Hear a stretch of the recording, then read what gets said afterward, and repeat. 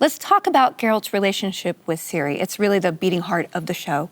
How has this bond changed Geralt as a character? I'm not too sure if it's necessarily changed Geralt as a character. Geralt has an instinctual desire to protect. As we see in season 1, when he's telling Roach about the first monster he killed, he's talking about protecting someone against other people. Throughout his life, he has then tried to fight this instinct, and ultimately the instinct ends up winning a number of times, and that ends up getting him into more trouble.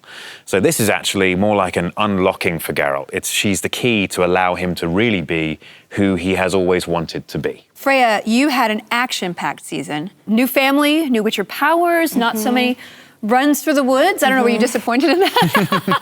No, I was very relieved, yeah. It was long awaited to get to finally actually, pick up a sword. Absolutely, and you were wonderful. Anya, Yennefer had a lot of difficult choices this season, especially after the loss of her magic, which I personally was very devastated about. Yeah, me too. Yeah, Imagine how Nilfgaard felt. Oh, yeah.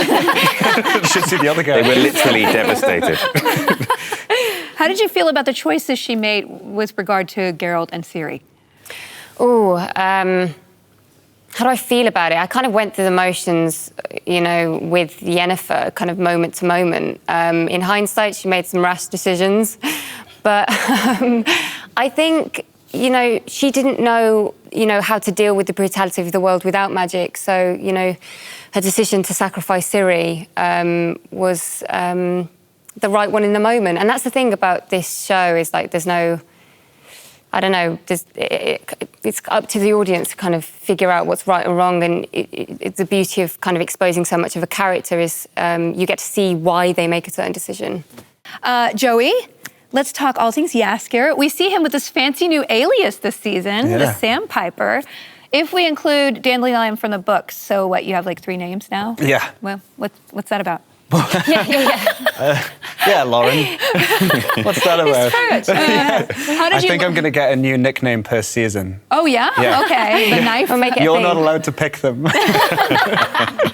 How is it exploring a new side of your character this season? He's way more emotionally vulnerable this season. I think in season 1, we were working so closely together, and he had this boyishness, a joy in him, this kind of light to a lot of the darkness that you were just talking about, Henry. And he often felt like it was his job to brighten a room. And we get to see that desire kind of really tested in a world that is incredibly dangerous. And for the first time in his life, he's getting the bejesus kicked out of him. And he doesn't have his best friend to come and help him. And he's willing to put his life on the line to finally do something good with his life, do something morally good. Yeah. And that was the biggest treat for me. I got to see this textured, detailed character that Lauren was so keen to bring to the show. Like what you see? Be sure to check out the full episode of The Witcher Unlocked, the official Netflix Geeked After Show.